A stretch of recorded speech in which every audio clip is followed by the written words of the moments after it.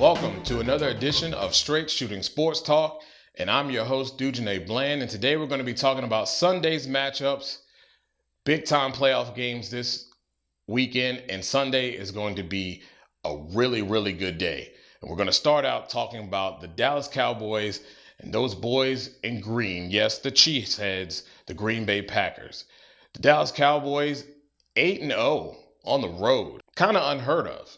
But they've been 8-0 on the road, and they're going to go to Green Bay, who has been 8-0 at home. So this is going to be a very good, solid matchup. Now, let's talk about the Dallas Cowboys first. Everybody wants to say, and I've seen several articles, especially in the Bleacher Report, talking about the Cowboys having various facets to be able to beat you with their offense and defense. Wrong. Why is this wrong? It's not a slight against the Dallas Cowboys, but let's be real here.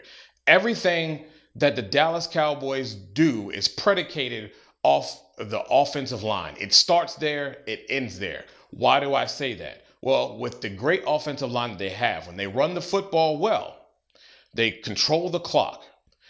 A lot of times it allows them to get up on teams quickly, maybe 10-0, 14-0 early in the fourth quarter. Defense doesn't have to be playing and being out there the whole entire time because the offense has a little bit of clock control. It allows them to come out and do what they do best. They don't have a whole lot of great guys, but they play gap responsibility very well, and they make tackles very well. And when the blitz is dialed up by Marinelli, they have the tendency to be disruptive, either getting there or being disruptive enough to help out their corners on the back end. Now, Romo's success has nothing to do with mental structure or toughness.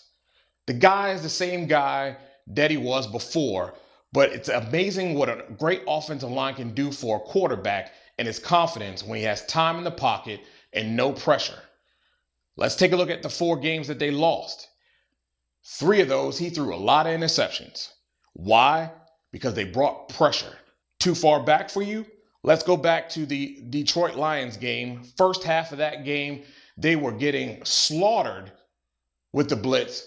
Tony Romo had no choice but to sit down in a lot of cases because they were in there in his grill so fast. So what's going to be the key is to what they did last week.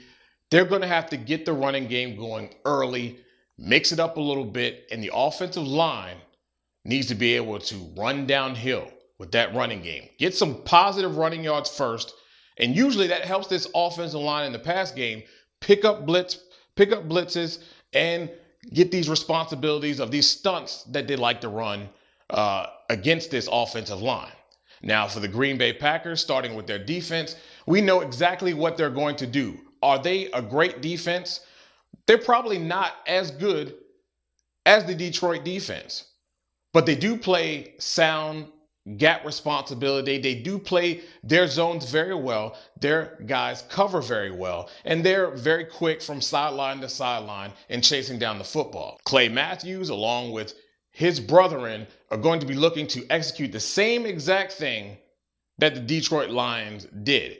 Get out early, put pressure on them early, dictate the ball game, and put the ball in Tony Romo's hands. Why? Because we saw what happened in the first half of that game. Dallas offense looked anemic. Could not pick up a blitz, couldn't do anything. And it all starts from stopping that run. Now on offense, we know what Aaron Rodgers can do. And we know that this defense on the back half is not that great on the Dallas side. It can be picked apart. It was picked apart a little bit last week because they spent too much time out on the field. But let's not get too far ahead of ourselves, ladies and gentlemen. This game is going to be very tough, very tight. Dallas has every chance to win this game just as much as Green Bay does. But I'm going to have to take the Green Bay Packers, and this is why. Green Bay's at home. I think we're going to see some turnovers by this Dallas offense, namely coming from the running back position. Aaron Rodgers is the key to all of this. As Aaron Rodgers goes, this team goes, and I think Aaron Rodgers will have a really good day dissecting the back half of that defense, being able to execute and do things the way they do them, and beat them by getting a few big plays that are going to cause this Dallas Cowboy defense to be a little bit out of shape here. But this thing can go either way. I'm taking the Green Bay Packers, but this thing can go either way. It's going to be a very good game. But if the Cowboys can come out and dictate early, we're going to be in for something very, very special. Green Bay, Cheeseheads, live it up. I think you're going to make it. It's going to be a good one, though. Now we take a look at our afternoon matchup.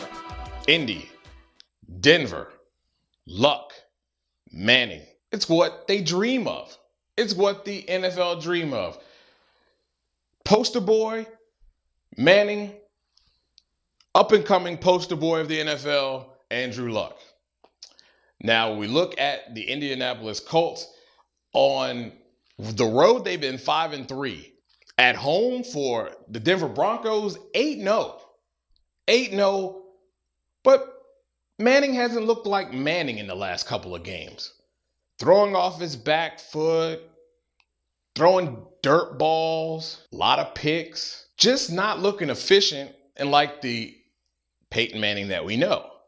Now, some say that maybe, just maybe, father time and age and injury is catching up with him. I don't think so. I think what's really going on here is that there's a couple of times that he gets a little anxious. Maybe he's feeling a little bit of the rush. Maybe he's not really sure what he's seeing there, but his footwork and his fit technique is not that great. And you know, if you're not set, that ball can come out and look like a duck or dirt ball, and it doesn't spell well for quarterbacks when they don't do the things that they need to do mechanically to complete passes. Now, Andrew Luck, he's looked hot. I thought last week he looked very well, and his defense looked the best they've looked all season long. They look hungry. They got after the quarterback. They forced and imposed their will on the opponent last week and made the game tough for the opponent. Now, they are going to Denver.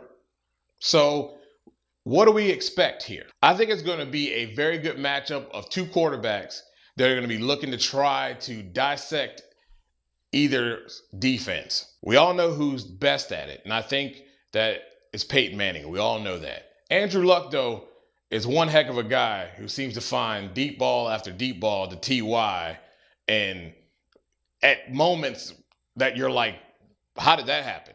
The key here, though, is going to be the run game.